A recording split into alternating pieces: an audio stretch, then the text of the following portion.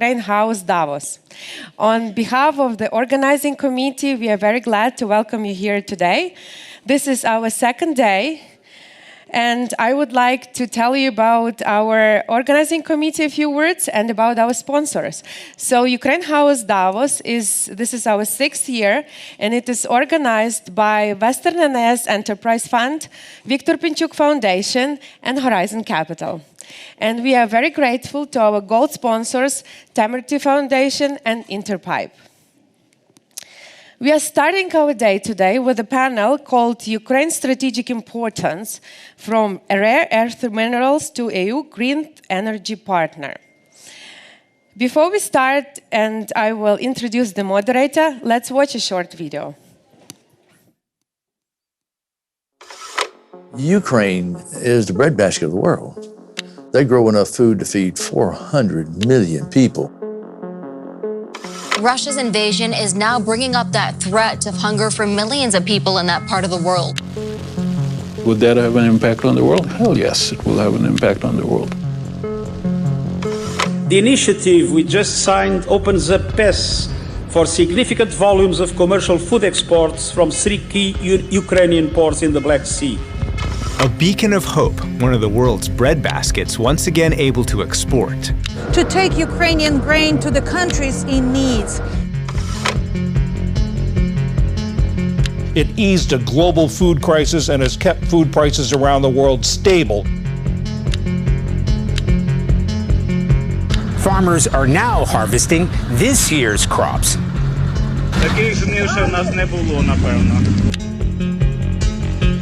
We twist the fuse off. Some of them are hard. If the grain deal were to collapse, there would be a high price to pay. Moscow has now pulled out of a deal which had ensured safe passage of grain shipments.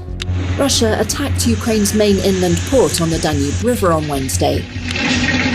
The strikes pushed up global food prices. When those systems will start to guard that region. Because there, both the corridor and the people are important. You're already seeing fuel pricing spike, food pricing spike, cost of shipping spiking. It's already creating havoc. But this is going to affect not just the poorest of the poor. It's going to affect everybody.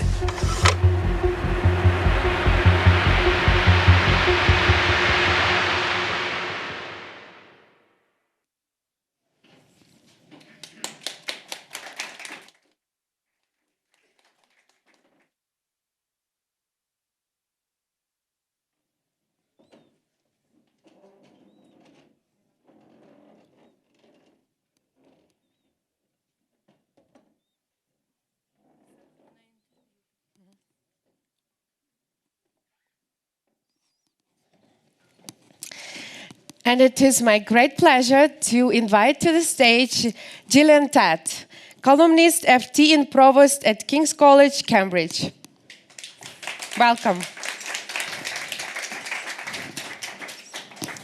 Well, thank you very much indeed. And I should start by saying I'm absolutely delighted to be here today as someone who has been involved with Ukraine for many years and feels passionately about the need to support it. I was over on the west coast of America last May at the Milken Conference talking about Ukraine and dealing with a large number of American investors who tended to look at Ukraine either as a pity project or purely in terms of national strategic issues. And I pointed out to them that aside from the national strategic significance of Ukraine, Ukraine has potential great economic significance. Not only has it been the breadbasket for a long time, as we all know, and as you've seen in the video, it's also going to be, and has already been, a great test case for many new technologies and green technologies. It will end up being a place that leapfrogs the West and shows Europe how to do things in the future. But it's also sitting on an enormous quantity of rare earth minerals, which are getting increasingly important today, given the reliance on Chinese supply chains, given the green revolution. And surprisingly few people seem to realize the potential significance of that. So we're going to be talking today about Ukraine's importance, not just as a geostrategic issue, but as an economic player as well. And we have an amazing panel to talk about this. Please come up onto the platform. We have VLADYSLAV VARNAVSKIY, who is the Chief Environmental Officer of INTERPIPE Ukraine from Dnipro. Come here over here. We have also ANDRÉI, PIENAAR, who's the founder and CEO of C5 Capital, which is a specialist venture capital firm investing in energy security, cybersecurity, and space. He's working very closely with Rear Admiral Michael HEWITT, formerly of the US Navy, now co-founder and CEO of IP3 Corporation that's doing a number of interesting things, including nuclear investment, but also now focused a lot on Ukraine. And last but not least, we've got ANDRÉI COVATARIU, who is a non-resident scholar in the Middle East Institute, but also very involved in the rare earth mineral debate. So, 4 people who've got fantastic perspectives on what is happening today. And I'd like to start perhaps with you, Mike, Rear Admiral, because you are in an interesting position. You've been in the military world. You know all about geostrategic importance. You know all about military risk, but you're now in the investing game. And in the green room earlier, you were telling me that you are working with ANDRÉ to start investing in Ukraine right now, not in the future. And the reason that's important is that people like BlackRock and McKinsey are talking about investing and supporting Ukraine's reconstruction in the future when the war is over, but not doing much now. You're saying, actually, that the time to act is right now. Tell us why. Thank you, Gillian, and thank you for all the great writing you do on Ukraine and energy and the importance of energy security. And I think prior to the war, we were very focused on clean energy transition. Thankfully, Ukraine, which has 50% of its electricity from nuclear power, has a very resilient energy mix, which has actually served it very well in the fight with Russia. We were very focused on working with Ukraine on actually exporting their energy to Poland and other countries that were trying to become cleaner. And then, of course, the rare earth minerals, which are critical to a clean energy transition. Once the war broke out, we were actually asked to build more of a strategy around recovery and reconstruction. And we are military people, and what we believe the war can be won by winning the peace now. And if you focus on history, the recovery of Europe was planned 2 years before the war ended.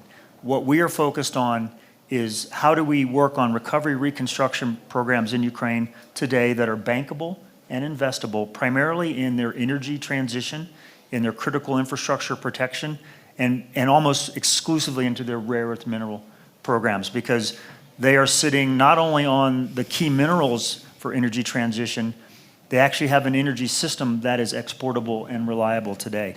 We are working both with the private sector in Ukraine as well as the government on a program of recovery and reconstruction that de-risk investment today. And that's what I'm working on with ANDRÉ. We are very bullish on investing in Ukraine today because it helps win the war.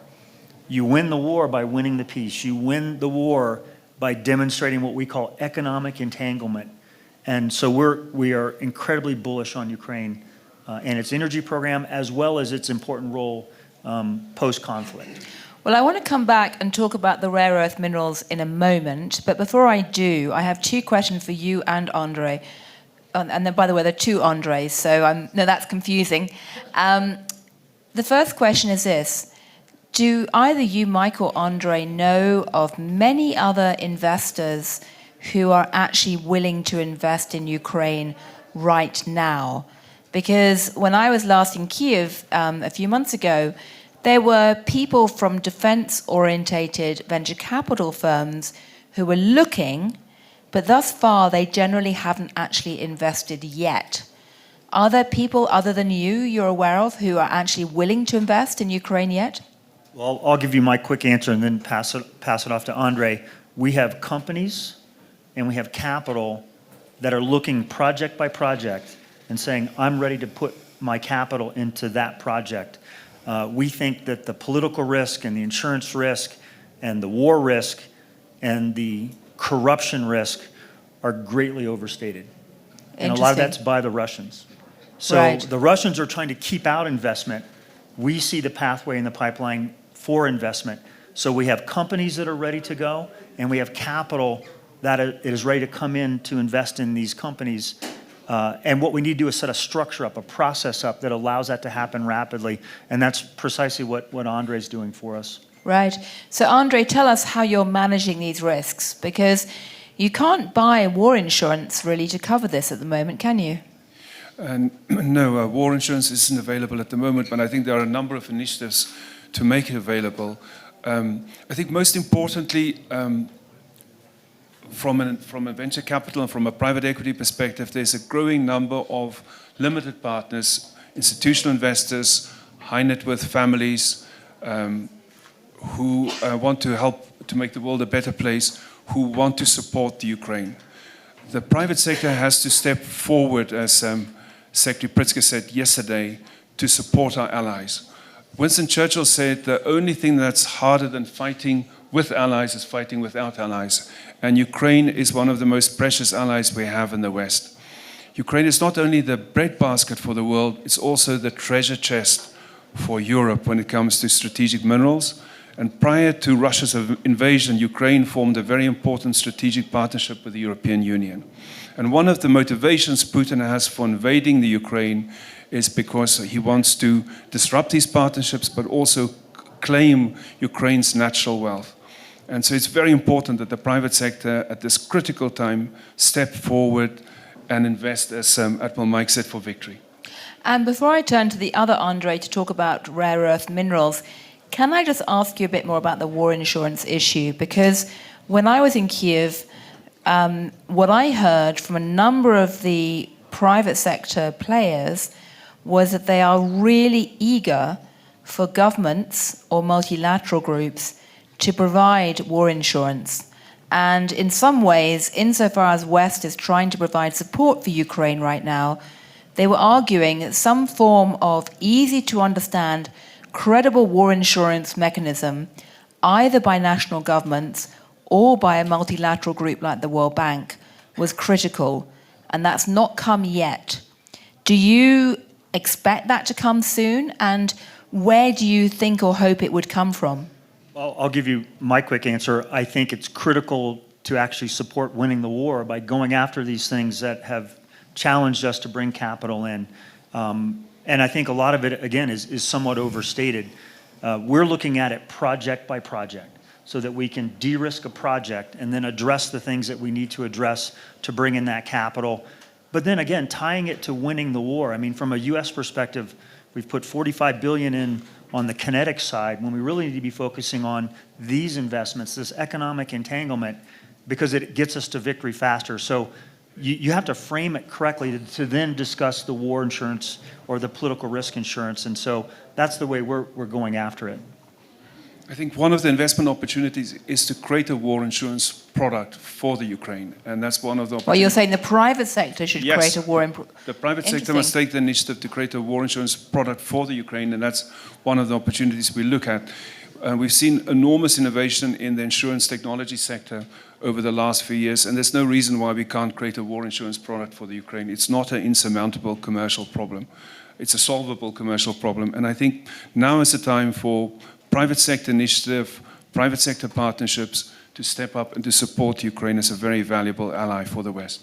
Well, that's fascinating, and certainly, you know, maybe that's a message to take to all the big insurance companies here in Davos this week, you know, and tell them that actually it's time for a private sector insurance solution, because I suspect if you wait for the World Bank or the European Union or the German government, we might be waiting for a very long time. But André, tell us about the rare earth minerals, because, as I say, I don't think many people until recently understood the significance of that. How many rare earth minerals are there in Ukraine? You know, do you have any sense of how much that is worth in monetary terms? How much of that is now sitting in areas which are currently under Russian control? And how much faith do you have that the West and Ukraine will have access to this rather than China? Well, that's a lot to cover, but indeed, I mean, we need to see everything that is happening from the energy point perspective in the broader, let's say, sense. The energy security definition has changed over the past few decades. It's not about owning or having the capacity of acquiring fossil fuels anymore or derivatives of that. It's about critical raw materials. It's about clean technology to transition towards, you know, cleaner, new technologies, greener technologies. So that's where we stand, and the importance of critical raw materials is significant. And I don't want to bring bad news, but I will bring one. It's so significant that, for instance, it's also one of the reasons why the European Union hasn't banned or hasn't sanctioned Russian critical raw materials still flowing to Europe. And that's a problem, I think. But leaving aside the bad news or the bad things, I think the reserves that we are talking about in Ukraine are huge, are really huge.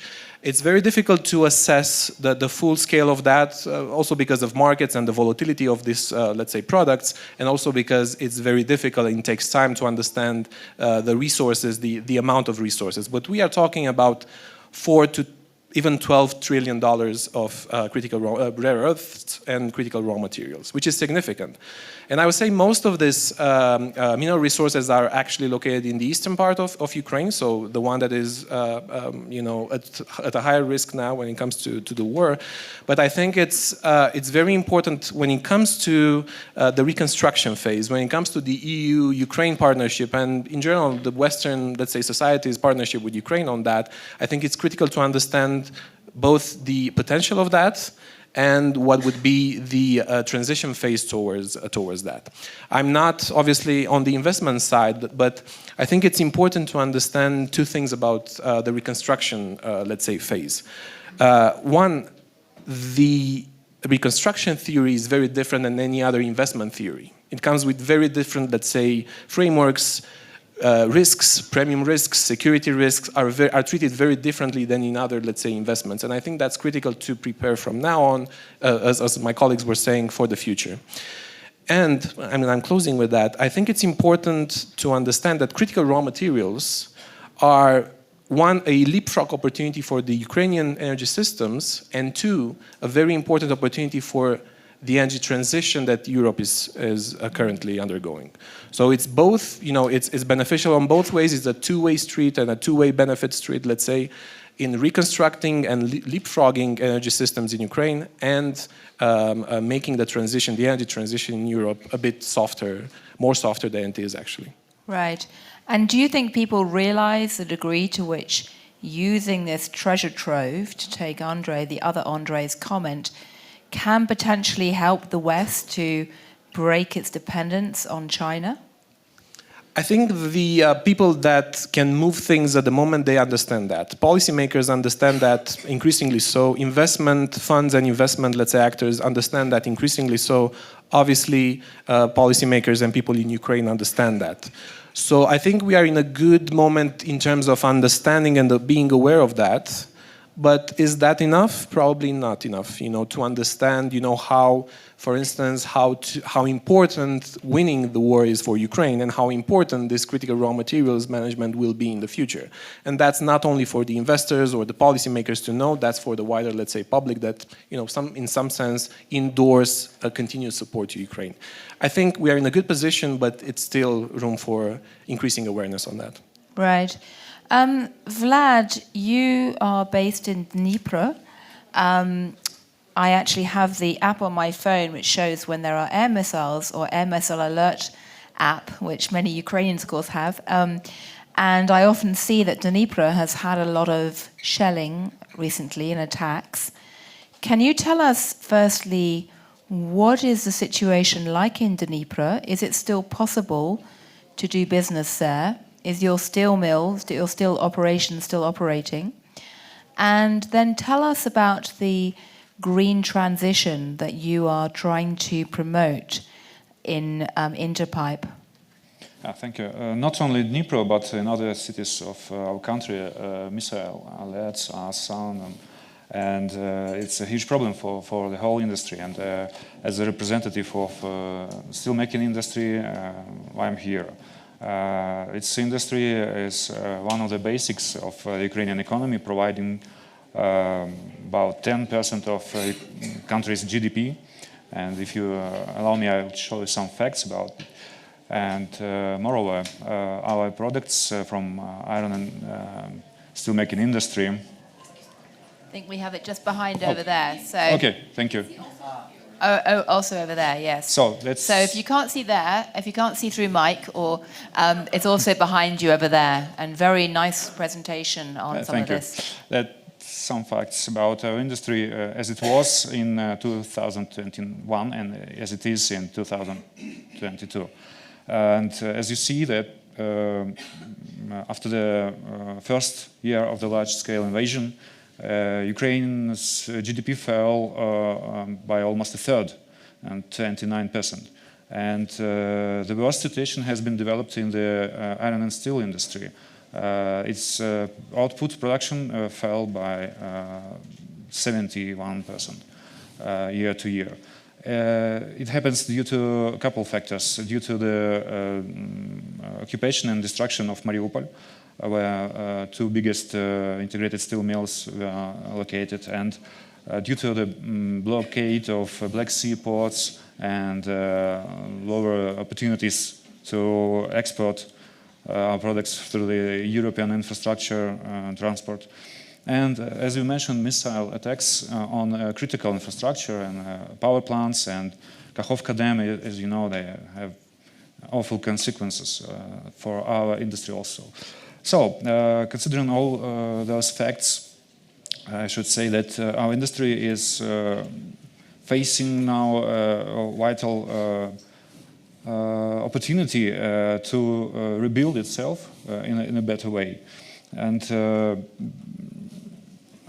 in a greener way, because in 2019 the European Union adopted its Green Deal agreement, which is focused on making Europe a carbon-free continent by 2050, with a goal, medium goal in 2030 to decrease its carbon emissions by 55%. And Ukraine is going the same path, despite the fact that the full-scale war is ongoing. Ukrainian government adopted its nationally determined contribution, NDC, and it states that we have to decrease our carbon emissions by 65%, even more than the European one. And respectively, we need more than 100 billion euros of investments in our industries to achieve this goal. But we have already one steel-making plant which is already meets all the stringent requirements of the European legislation. And it was built in 2012 with the help of Italian credit agency. It was made by Italian producer of equipment, and it was finished in 2012, bearing $1 billion of investment. So 12 years ago, we have started the production at this plant. It makes more than 800 to 1 million ton steel per year. Green steel made of our own scrap, which is melted in electric arc furnace, which is 10 times more efficient in terms of carbon emissions than the average steel mill. And we have other equipment which is quite important for the environmental protection, like closed water cycle, at noise protection, etc., etc. And this object is not a Photoshop; it's a real picture. And I have to say that on the way of implementing our strategic goals in our industry, there are some barriers as well as opportunities. They are on the screen, and I have to stress that we have some trade barriers, and we have to maintain existing level of trade liberalization with the EU and other countries, and because we have a limited domestic market, and Ukraine has has to produce more diversified products and to deliver them to other parts of the world. Our company has clients in more than 80 countries around the world.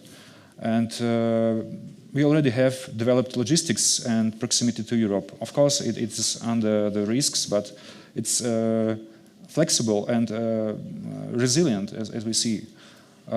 Another problem is unstable energy supply, and that's why we need more clean and low-cost energy produced locally and decentralized, and that's the point that our panelists told before. And I think that using our existing grid and our existing nuclear plants, we can start with that and then develop it in a better future.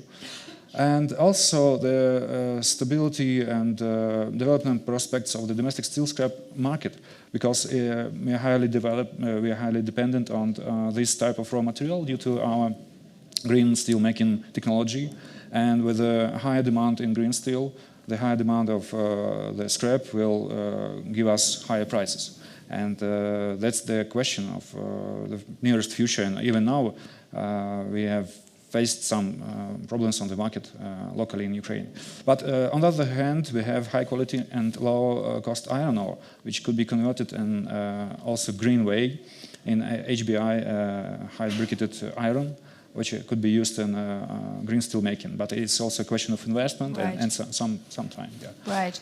And the last, not least point, the human capital. Sorry for this long introduction, but it's important to say that we have a lot of skilled people. Of course, we have huge migration, huge problem with the availability of those people, but we can attract them by some higher remuneration, some incentives like salary and perspectives of new equipment and new technologies in our industry. Right. Thank you. Just one quick question, or one and a half. Are you exporting much of the steel, or is it mostly for the domestic market? The most part is exported. It's more than 70% is abroad. Right. Well, that's encouraging. And you say trade barriers. Do you face trade barriers at the moment in terms of selling your steel into European Union and elsewhere? No, not yet, but we think that it could be in the future, because now we have the legislation which is easy to our export into the EU. EU has stopped this regulation, but it is temporary. Right, right. And the other question I had is, obviously there is mobilization in Ukraine at the moment. Are you seeing that a lot of your workers are essentially being removed from the factories, or are you able to protect your human capital to make sure the mills actually work? Yeah, we're doing our best to keep our people at working places, because they also want to stay at home, stay in the country, and to be more sustainable. Right, right. Well, I'm going to ask the audience for questions in just a moment, but before I do, I'd like to ask Mike. We have talked a lot about nuclear power in the past, and it being one component of the green transition. Obviously, during the last almost 2 years of war, there has been great concern about Chelyabinsk, about Zaporizhzhia, places like that. Do you think that what's happened in Ukraine is likely to increase public concern about nuclear power? Or do you see it instead as a chance to feel more confident about that? And obviously, you know, in the list of rare earth minerals that Ukraine has, uranium is one of them. So in many ways, Ukraine is in a great position to potentially develop this. But tell me how you think this has or has not changed. Well, I think the Zaporizhzhia and the fact that you have two nations at war that both have civil nuclear power programs, first time ever, is an important distinction. And I think it has been handled quite well by the IAEA and others. The risk is obviously there, but I think the appreciation of the importance of the industry is also there between Russia and Ukraine. There's a respect for nuclear power. that comes from these countries. Then you look at COP28 and the tripling of nuclear power. If climate change is a national security threat, then nuclear power must be part of the solution. And I think, thankfully, we've seen that come about quite aggressively in the last 2 years. Ukraine, again, back to its prominence in the nuclear power industry, can actually be a leader in deregulating and streamlining the process to get nuclear power into more nations such as Poland and Romania. And so I think strategically, the industry is part of the recovery. And I also think that with the advent of new nuclear power, the small modular reactors, is key to the decentralized energy solution for Ukraine. And then finally, you touched on the uranium. The market is going to skyrocket for uranium. And the fact is, Ukraine needs to leverage its own natural resources to fuel its own nuclear power plants. And so again, you get this great relationship now between the rare earth minerals, the energy mix, the dominance of this industry, and the importance of it. And it's all kind of coming together right now. So we are concerned, but I think the concern has been handled quite well, both on the Ukrainian side and with the IAEA. Right, right. Andrei, I can see you want to come in. Probably both Andres want to come in. Yeah, I think it's important. I want to make 2 points. I think it's important to understand how critical the energy topic is, how cross-cutting is to the whole conversation and to the past 2 years. So energy has been a contributing factor to the war, I would say. So critical raw materials and the reserves there and the gas reserves have been a contributing factor for the aggression. 1. 2, it's a mean. So the weaponizing energy, as it was over the past 2 years, was a mean of this hybrid war. 3 was an effect of that. So inflation, high energy prices in Europe and across the globe.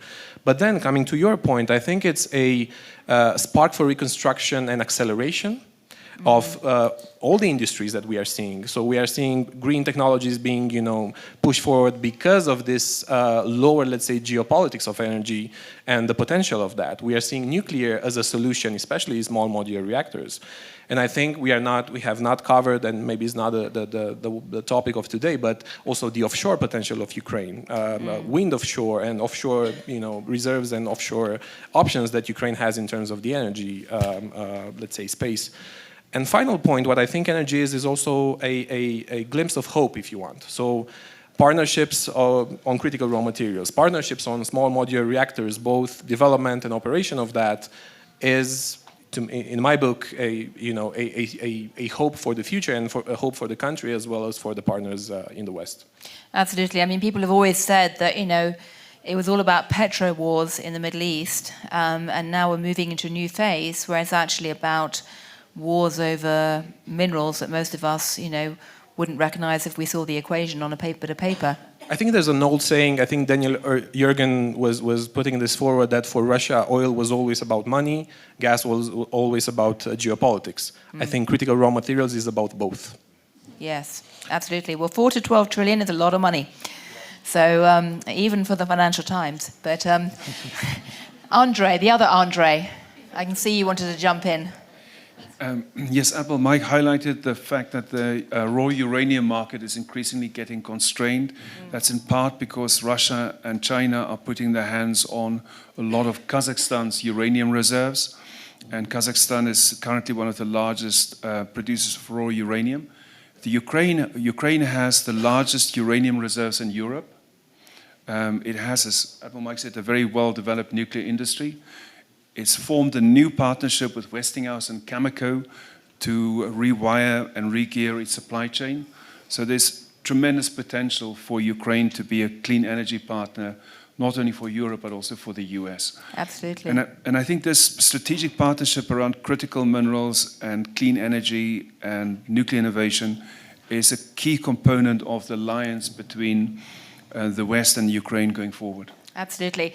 Well, I'm always fascinated by Ukraine because many years ago I was a PhD student in the former Soviet Union, aspirantka, and I did my PhD research in Tajikistan, lived in a village up high in the mountains, and was such an idiot that I asked people what the mine in the village was, and they told me it was a fluoride mine.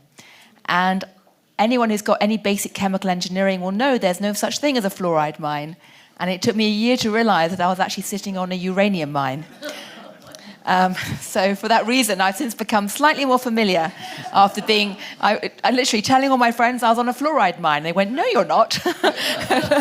There we go. But anyway, Ukraine has got, plenty of uranium, probably making fluoride too. But anyway, any questions from the audience about any of these themes? We've got a question here straight away, and don't ask me about fluoride, please. You can take my microphone. I have a question for the ANDRÉ on my left. You mentioned the reserves of rare earth minerals around from 4 to 12 trillion. And you also mentioned that part of that happens to be in the east. Yep. Can you divide that between the non-occupied part and the free part? And the second question is, what are those? Can you give us a flavor of which rare earths are you talking about? I'll give you some very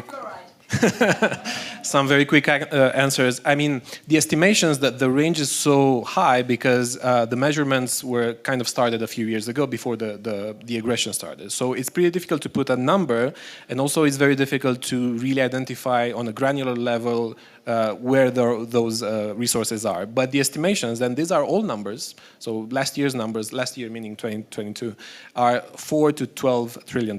So it's a huge number, and future, let's say, assessments of the terrain will and the underground will actually show exactly the extent of that.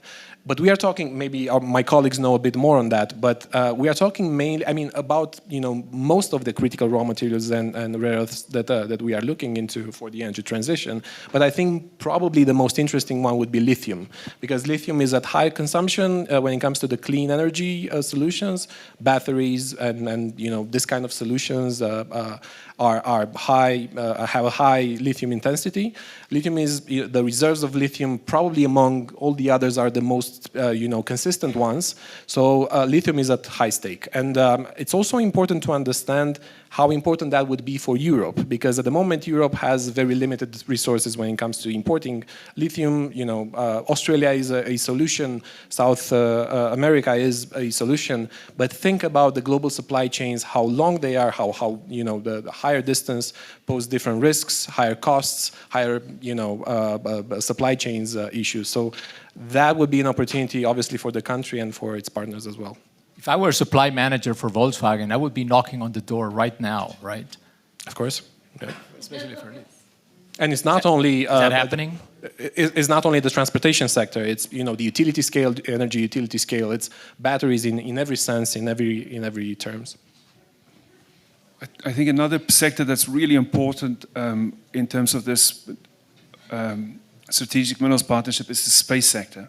So Ukraine has very large beryllium reserves, which are hugely important to the space sector. One of our portfolio companies, Axiom Space, is building the new International Space Station in Texas at the moment, and beryllium is absolutely critical to the future of the space station program. So Ukraine is also a very important partner for the space sector. I would add one real quick to get to your finer point. There's 5 regions, there's 13 different reserves and finds and licenses that are out there. Graphite, beryllium, potassium, titanium, and uranium. Those are the big 5. And they're each in a growth industry, and the offtake for those rare earth minerals is untapped. So how do we protect Ukraine? By tying the off-takers, United States, Japan, South Korea, to weaning themselves off of China with these rare earth minerals. Whether you believe in clean energy or not, you need the graphite for the EVs. You need the titanium for many different applications. You need the uranium to fit the growing nuclear industry. So you link these things together, and I think that's critically important.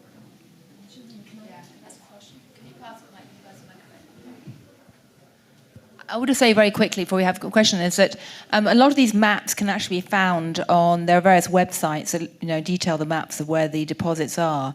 And I spent some time last year going through them. And it's really very, very striking and very interesting indeed. And of course, it's very significant in terms of the bits of the land that the Russians have grabbed. So this is an absolutely critical panel, and especially at a point in time now with the war, where you're seeing this growing fatigue, where you're seeing folks in Western countries who are saying, you know, we have been paying for Ukraine, we are providing like charity, aid, etc. And what we see in Ukraine is that strategic importance, including everything that you've said today. Feeding 400 million people, you know, a third of the lithium reserves in Europe, the second largest gas reserves proven in Europe. So if you're talking to the average taxpayer in the US, in UK, in Europe, to convince them why continue to back Ukraine through victory, what would you say?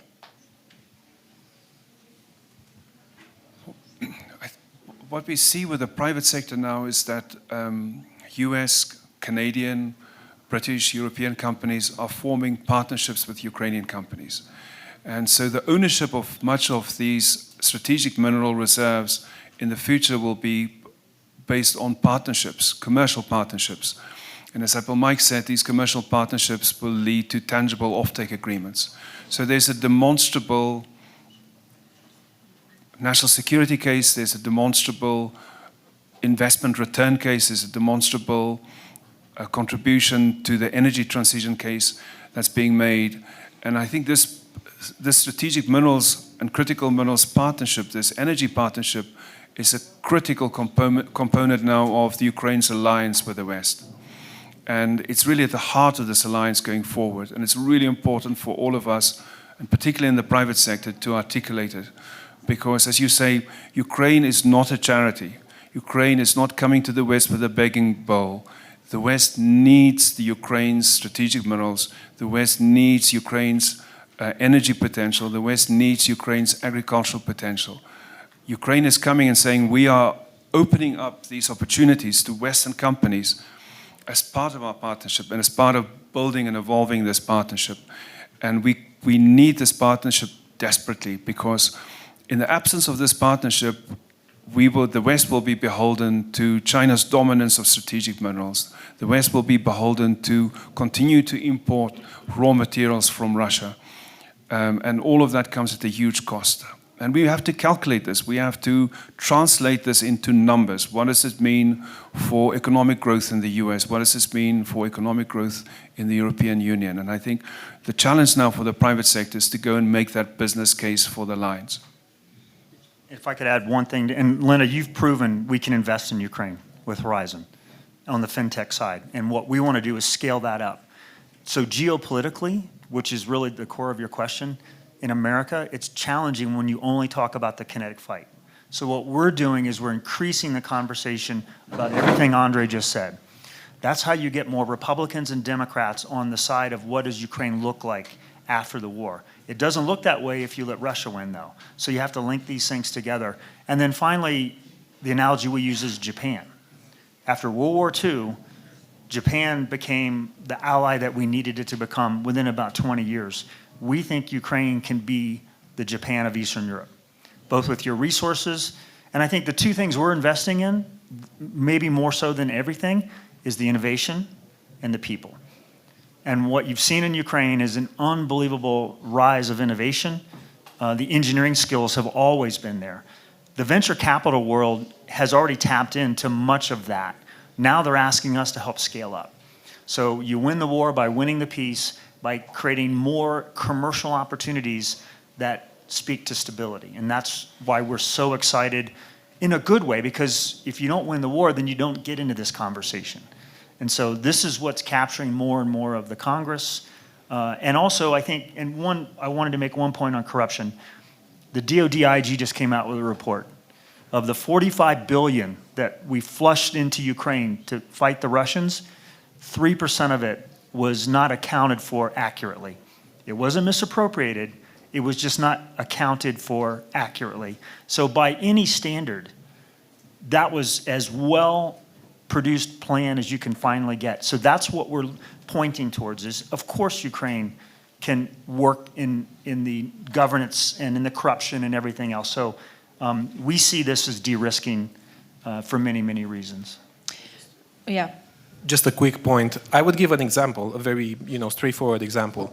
Ukraine now has the largest gas storage facilities in Europe. So 30 billion cubic meters, that's more than 25% of what Europe has as a whole.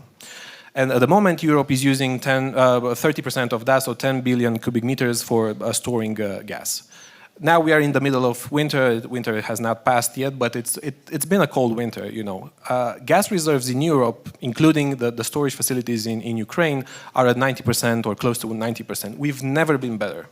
And we've never imagined to be so good, 2 years ago when everything happened. So we are kind of in such a good moment that the next winter looks quite approachable.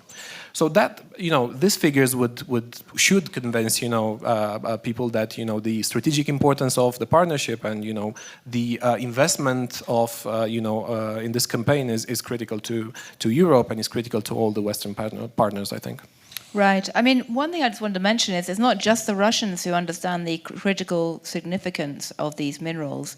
We were talking in the backstage before about the Chinese, who are also keenly aware of this and increasingly interested.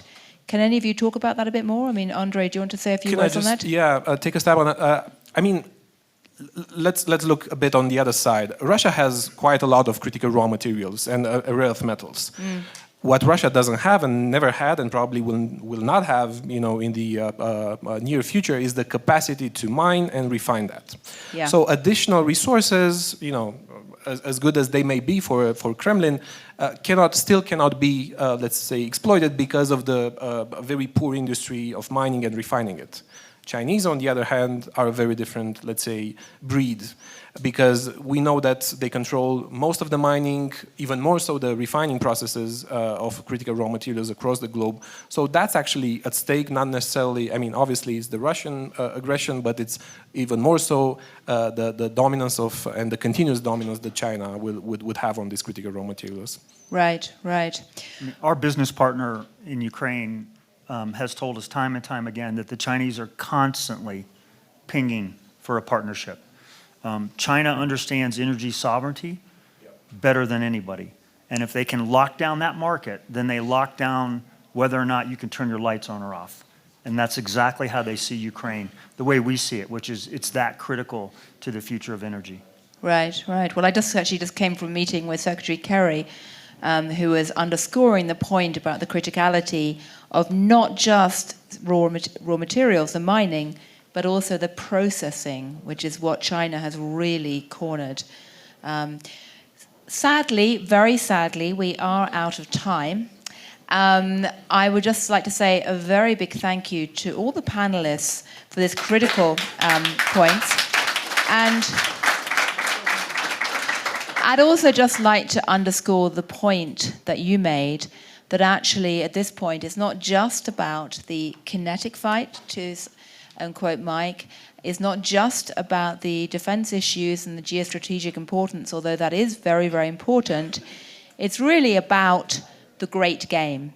And when I was doing my PhD looking at the history of Central Asia in the what was then the former Soviet Union, we wrote a lot about the great game and how at the end of the day, the great game, the battle over resources around Central Asia, economics, drove a lot of the politics. Today, there's a lot of focus on the politics. I would say, coming from the Financial Times, there's not enough focus on the economics. And what we've been discussing today is really at the heart of this great game, this great economic battle. And heavens knows, I would argue that we all need to get engaged to help support that fight. So thank you all very much indeed. Thank you. Thank you very much. We would like to thank all of you for a great discussion. And to keep you warm in Davos, here is the small present gift for you from the Ukrainian designers. Stay warm and support Ukraine.